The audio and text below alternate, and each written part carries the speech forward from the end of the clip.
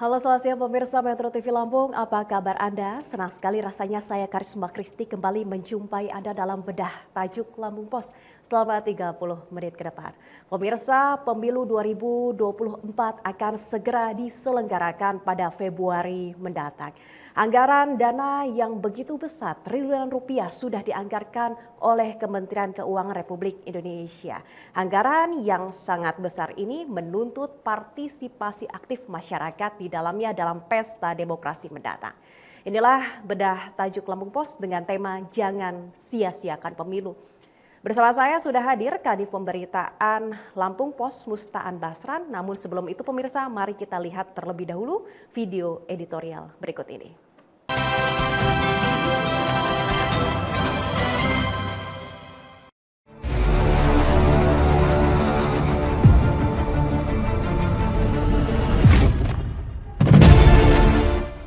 Jangan sia-siakan pemilu. Membangun negeri dan peradabannya memang membutuhkan biaya, termasuk membentuk tatanan negara bernama demokrasi. Pun dalam pemilihan umum atau pemilu yang pestanya akan dihelat pada Februari 2024, proses tahapannya sudah berjalan dan semua itu membutuhkan dana tidak sedikit.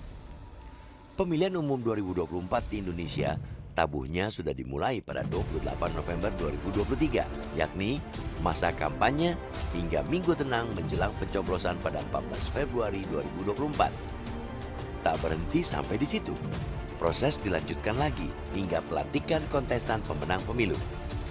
Lalu berapa biayanya untuk gelaran pemilu 2024? Kementerian Keuangan Republik Indonesia mengalokasikan anggaran hingga 71,3 triliun rupiah buat pemilu 2024. Anggarannya sendiri sudah digelontorkan sejak jauh-jauh hari, sekitar 20 bulan sebelum pemilu terselenggara. Pada tahun 2022, pemerintah mengalokasikan 3,1 triliun rupiah. Tahun 2023, alokasi anggaran pemilu bertambah menjadi 30 triliun rupiah. Pada tahun depan, saat berlangsungnya pemilu, alokasinya naik lagi menjadi 38,2 triliun rupiah. Alokasi anggaran yang besar karena pemilu adalah investasi dari tatanan kehidupan berpolitik dan demokrasi di Indonesia. Keberhasilan pemilu 2024 mendatang akan menghasilkan suksesi kepemimpinan nasional dan daerah yang legitimate. Dan stabilitas politik ini tentu menjadi garansi bagi pembangunan di berbagai sektor, sosial politik, juga ekonomi. Dengan biaya yang tidak sedikit, seharusnya tahapan pesta demokrasi bisa berjalan baik, berkualitas, dan sesuai harapan bersama. Jangan sampai biaya besar pemilu yang notabene berasal dari rakyat itu menjadi sia-sia alias mubazir belaka, seperti membuang garam ke lautan. Partisipasi pemilih harus lebih baik lagi. Terlebih pemilu kali ini, menurut data Kemendagri ada tambahan jumlah pemilih sebanyak 48 juta orang atau menjadi 206 juta orang dibanding pemilu 2019. Sumbangan ini disokong dari meningkatnya jumlah penduduk yang masuk ke usia pemilih. Namun, belum tentu 206 juta orang yang terdata itu bakal memberikan hak suara mereka pada pemilu 2024 nanti. Banyak faktor yang memengaruhi konstituen untuk melangkahkan kaki ke tempat pemilihan suara.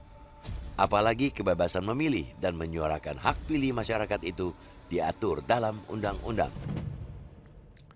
Saat ini, banyak masyarakat yang sudah kritis melihat dinamika politik, termasuk mengenali siapa calon pemimpin maupun wakil mereka nanti di parlemen.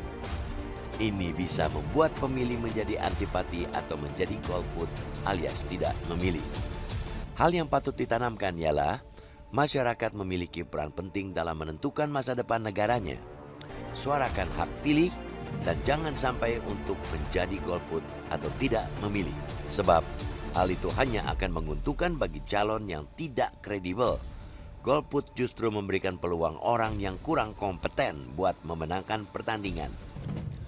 Gerakan golput sama bahayanya dengan politik uang.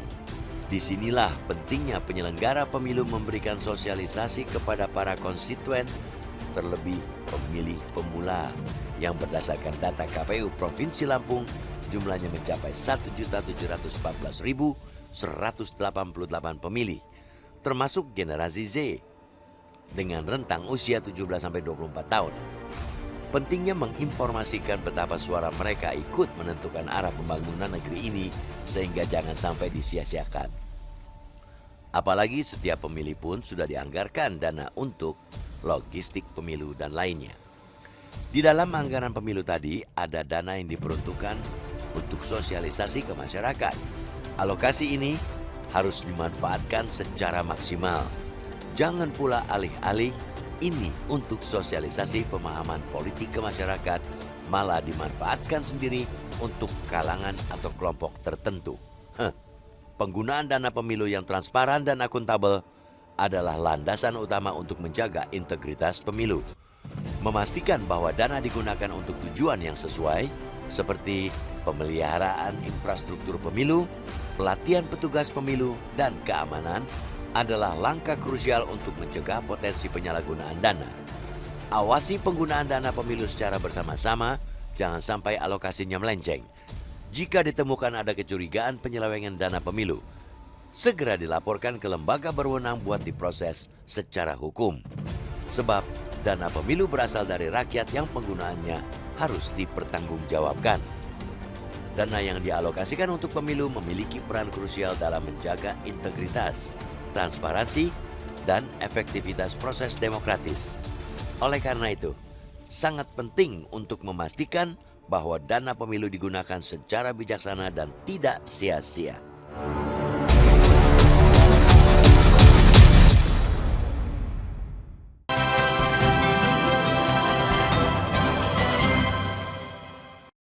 Bang Aan, kita mengangkat tema kali ini karena tahun politik, Iya. jadi kita mengangkat tema jangan sia-siakan pemilu. Bisa Anda jelaskan lebih detail terkait tema kita kali ini? Iya, jadi gini ya, pemerintah sudah menggelontorkan begitu banyak dana ya. 73,1 triliun yang dikeluarkan dalam 3 kali APBN, yaitu 2022 itu 3 triliun, kemudian 2023 ini 33 triliun, kemudian 30 triliun, kemudian di 2024 akan digelontorkan lagi sebesar 38 triliun. Jadi dengan dana sebesar ini artinya ada satu tujuan yang diharapkan nantinya, bahwa pemilu ini berjalan dengan sebagaimana mestinya sesuai dengan azas yang diamanahkan oleh Undang-Undang Dasar 45, yaitu jujur, adil, kemudian langsung, umum, bebas, dan rahasia gitu ya. Nah ini dengan begitu, selain itu juga keberhasilan sebuah pemilu itu adalah dengan tingkat partisipasi masyarakat yang tinggi. Jadi memang tantangan inilah yang harus dijalankan oleh pemerintah dalam mengelola uang sebesar 73,1 triliun itu. Nah, makanya jangan sia-siakan pemilu ini. Ayo kita jangan sia-siakan dana sebesar ini untuk menghasilkan pemilu yang tidak berkualitas. Harus ada target-target yang besar untuk hasil dari pemilu itu nanti. Jika kita kilas balik di tahun 2019 kemarin, Bang Aan, seperti apa Anda melihatnya? Apakah penyelenggaraan pemilu ini sudah sesuai dengan anggaran yang sudah disediakan atau harus ada evaluasi-evaluasi lagi untuk di tahun ini? Oke, kalau kemarin ya 2019 itu kan banyak sekali kejadian, seperti misalnya banyaknya tim penyelenggara yang akhirnya meninggal, katanya keletihan segala macam, itu kan artinya menandakan bahwa anggaran itu mestinya dikelola juga untuk mereka, biar mereka kuat, badannya sehat, kemudian walaupun kerjanya keras tapi dengan asupan gizi yang baik, mereka juga tetap harus bekerja. Kemudian dilihat dari tingkat partisipasi tahun 2019 itu masih 70%. 70% ini artinya memang ada 30% yang tidak memilih, golput, atau tidak bisa memilih atau tidak mau memilih. Nah ini yang harus dikejar targetnya. Harus kejar itu, upaya ini yang harus dilakukan oleh tim penyelenggara. Sementara tim penyelenggara itu harus diberikan dengan kekuatan-kekuatan atau daya tahan tubuh yang cukup untuk mengerjakan hal itu gitu loh. Jadi kalau dilihat dari 2019, diharapkan 2024 ini nanti tingkat partisipasinya akan meningkat, misalnya menjadi 89% atau 90 lewat lebih 50% lebih gitu untuk tingkat partisipasi. Karena tingkat partisipasi ini ada sekitar 206 juta penduduk Indonesia yang bakal memilih. Itu naik sekitar 30 juta. Artinya dulu ada 180, sekarang 206 juta. Ini harus ada target ulang bahwa yang memilih itu minimal 80% atau 90% lebih untuk memilih di pemilu 2024. Iya, baik Bang An. Nanti kita akan lanjutkan lagi ya pembicaraan kita ya. Pemirsa Metro TV Lampung, Anda juga jangan kemana-mana karena sesaat lagi Bedah Tajuk Lampung Pos akan segera kembali. Tetaplah bersama kami.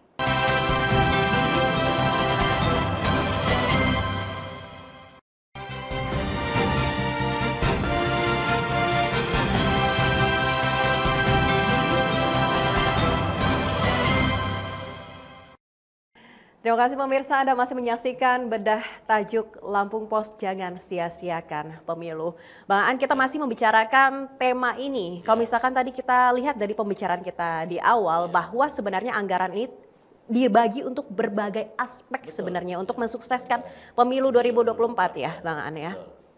Aspek-aspek apa saja itu? Nah, mulai dari aspek dari penyelenggaraan. Penyelenggaraan itu sendiri mulai dari pembentukan regulasi-regulasi yang akan diberikan pada saat 2024. Misalnya PKPU, peraturan KPU tentang bagaimana cara memilih. Apalagi tahun 2024 ini adalah pemilu yang luar biasa, berbeda dengan pemilu-pemilu sebelumnya. Pada tahun ini itu pemilu legislatif dan pemilu presiden jadi satu di bulan Februari, kemudian di pilkada seluruh kepala daerah di Indonesia ini dipilih lagi pada bulan September atau Oktober gitu. Nah artinya memang ini luar biasa penyelenggara pemilu ini, KPU itu atau KPU pusat, KPU provinsi, KPU kabupaten, bahkan sampai PPK, PPS, KPPS yang ada di TPS itu bekerja luar biasa kan gitu. Dua kali pemilihan dengan jarak waktu yang hanya 5 sampai 6 bulan gitu. Ini kan luar biasa letihnya gitu ya.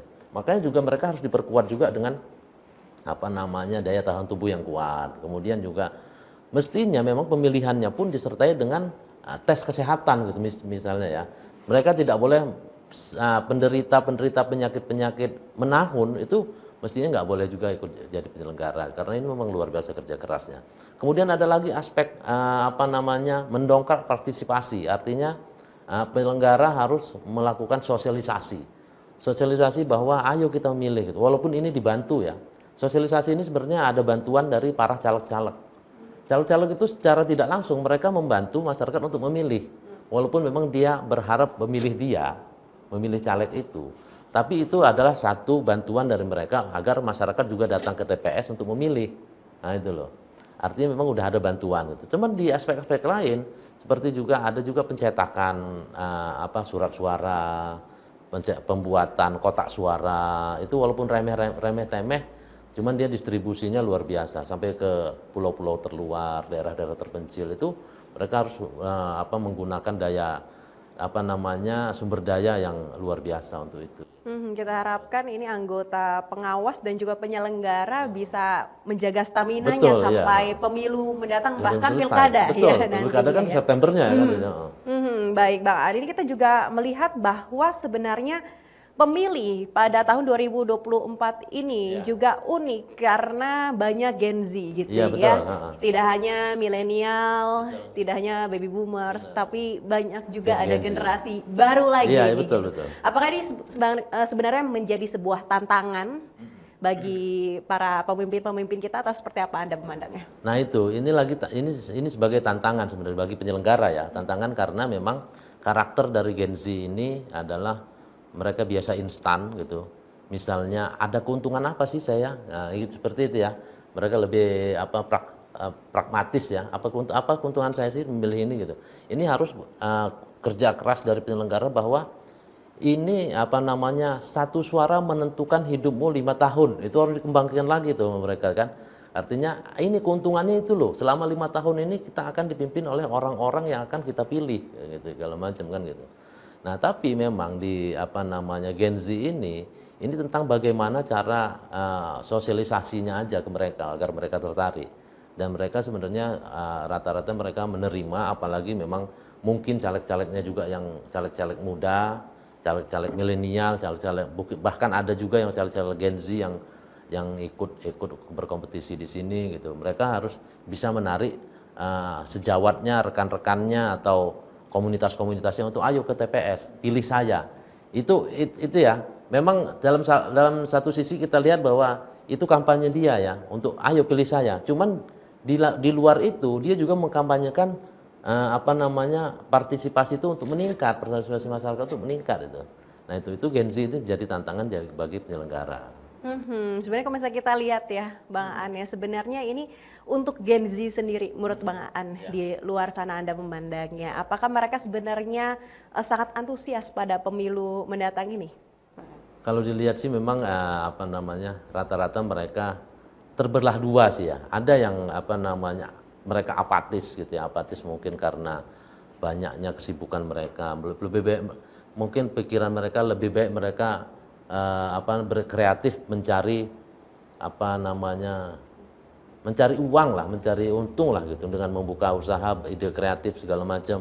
Tapi ada juga satu sisi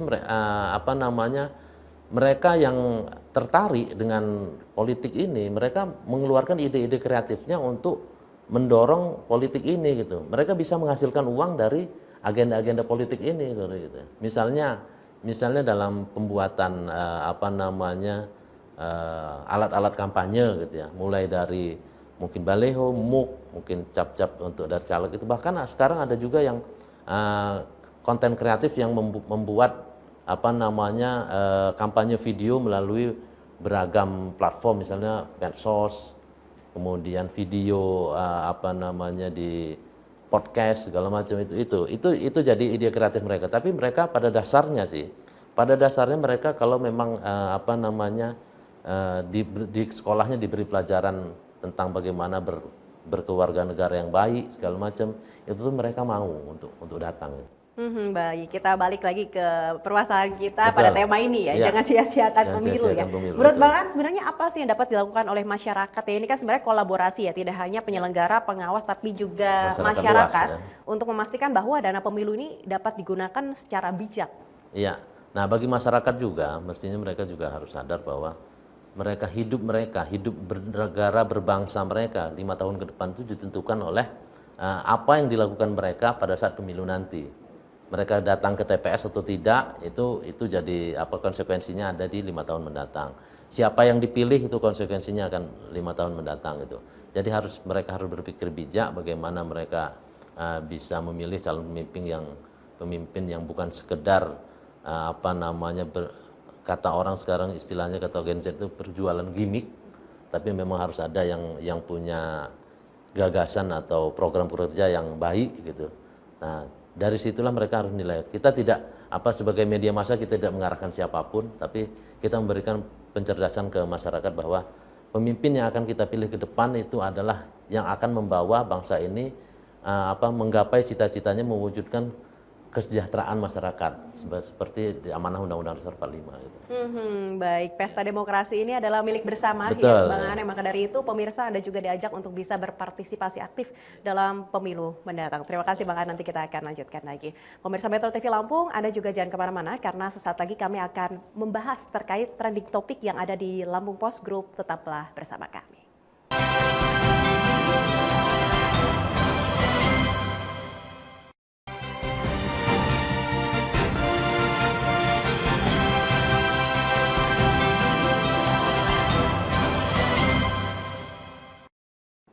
Anda masih menyaksikan bedah tajuk Lampung Post, pemirsa. Kali ini kami akan membahas trending topik yang ada di Lampung Post Group, mulai dari lampos.co, lampungpost.id, dan juga Radio Sai 100 FM. Mari kita mulai di lampos.co terlebih dahulu. 5 trending topik di antaranya. 1 perwira dan 6 bintara disangsi Patsus buntut kaburnya 4 tahanan. Andri Gustami pakai HP sitaan tersangka narkoba untuk komunikasi dengan KIF. Ahli bahasa Kemendikbudristek dihadirkan tangani kasus penistaan agama. Selanjutnya, 79 personel Dishub Lampung Selatan disiagakan antisipasi angkutan Nataru. Dan yang terakhir, karcis tempat wisata di Pesawaran kini bisa dibeli melalui online. Kami akan membahas terkait dengan 1 perwira dan juga 6 bintara yang disangsi. Seperti apa menurut Bang Aan? Luar biasa ya, institusi kepolisian ini benar-benar seringkali tercoreng. Salah satunya setelah kasus besar kemarin secara nasional, Verdi Sambo, sekarang ternyata ada juga pernik-pernik yang kecil di daerah, terutama di Lampung itu, tahanan di rutan kepolisian, Mapolda, itu lepas gitu kan. ternyata para tahanan itu menyimpan gergaji dan itu pengakuan penjaganya mereka tidak tahu dan hal itu gitu. Sampai akhirnya kemarin ya itu akhirnya 1 perwira dan 6 bintara mereka disanksi dengan ditempatkan di tempat khusus gitu ya. Ditempatkan di tempat khusus itu bukannya dimutasi, tapi mereka bukan ditahan juga, tapi ditaruh di ruangan khusus yang mereka memang diperiksa di situ untuk secara intensif mengapa sampai itu bisa terjadi. Itu artinya sanksinya memang benar-benar harus diketegakkan seperti itu gitu. Agar jangan lagi ada permainan-permainan, bukan kita menuduh itu permainan atau kelalaian-kelalaian yang mereka lakukan. Nah, kemudian yang kedua adalah tentang terkait narkoba dengan, ya. Ini masih tentang polisi juga kepolisian ini juga, mantan kasat narkoba di Lampung Selatan, Polres Lampung Selatan, Andi Gustarmi itu ya. Dia ternyata terlibat dalam jaringan narkoba internasional. Bahkan dia merekrut atau berhubungan dengan kurirnya itu menggunakan ponsel yang disitanya dari tersangka narkoba.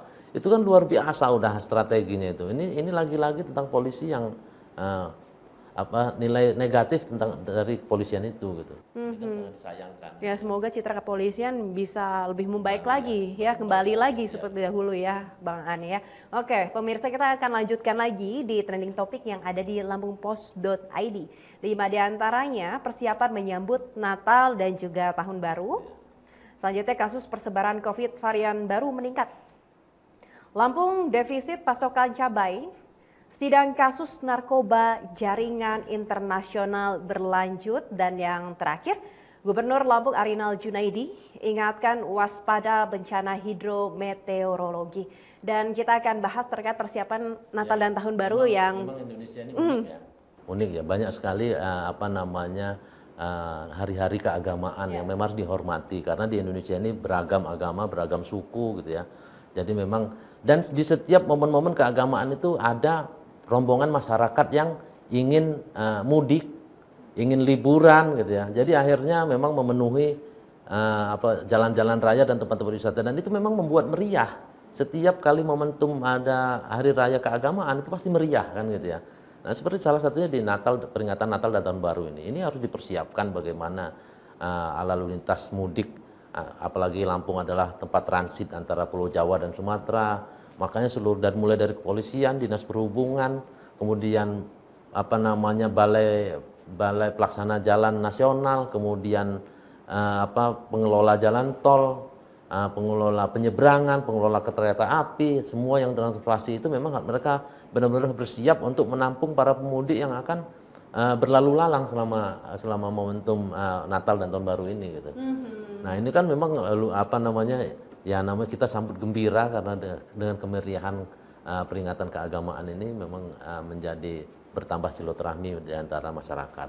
Iya, baik. Ini juga yang menjadi menarik juga adalah masyarakat juga harus waspada. Mungkin di Lampung belum ada deteksi ya, tapi harus waspada karena ada kasus persebaran COVID varian baru. Seperti apa? Nah, itu sebenarnya juga termasuk salah satu persiapan dari Dinas Kesehatan harusnya. Mereka harus bagaimana mengatur lalu lintas masyarakat ini untuk menghadapi meningkatnya persebaran COVID varian baru. Katanya ada varian baru, pneumonia namanya kan. Ini katanya mulai meningkat COVID ini, COVID-19 awalnya. Sekarang varian baru namanya pneumonia. Ini walaupun di Lampung tidak ada, tapi di Pulau Jawa itu sudah mulai meningkat ya. Walaupun memang katanya gejalanya ringan, tapi cepat menyebar, cepat menular gitu loh. Jadi memang harus dijaga bagaimana masyarakat kembali tertib untuk menggunakan masker mungkin ya, mencuci tangan gitu ya.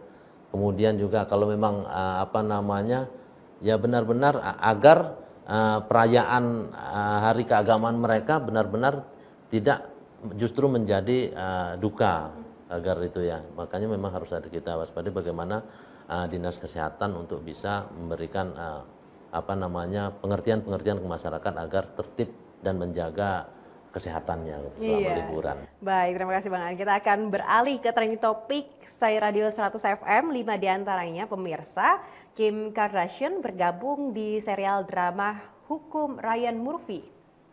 Film horor masih mendominasi terlaris di tahun ini pemirsa. Selanjutnya film 5 Bintang Timur akan semarakan layar lebar di tahun 2024. Dan Anda juga bisa mengupdate informasi terbaru terkait dengan film terbaru yang akan tayang di Desember ini. Dan yang terakhir, YG Entertainment tanggapi kabar Blackpink sepakati kontrak non-eksklusif. Kita akan bahas terkait dengan film horor yang masih mendominasi Giterlaris di tahun ini seperti apa?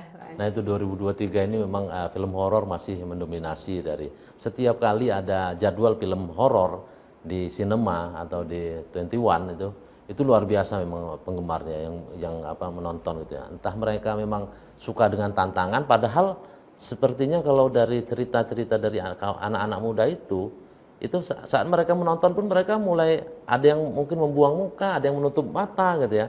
Tapi memang keseruan-keseruan di situ mungkin yang menjadi semangat mereka untuk nonton bersama. Kemudian bagaimana mereka menceritakannya kembali di luar tentang film itu, gimana ketegangan yang ditimbulkan dari film itu adrenalin meningkat gitu ya. Iya. Nah itu yang jadi mereka gitu ya. Iya, baik Bang Aan. Nah, kemudian Oke. yang satu lagi tentang Film Bintang Timur film Bintang ya, Timur yang ya, film Bintang diselenggarakan Timur tahun 2024. ini disambut bahagia. Ini modelnya sama seperti Laskar Pelangi. Ya, 5 Bintang Timur itu seperti Laskar Pelangi. Mereka adalah 5 orang berprestasi yang sekolah di Labuan Bajo, salah satu daerah di Nusa Tenggara Barat ya, Nusa Tenggara Barat.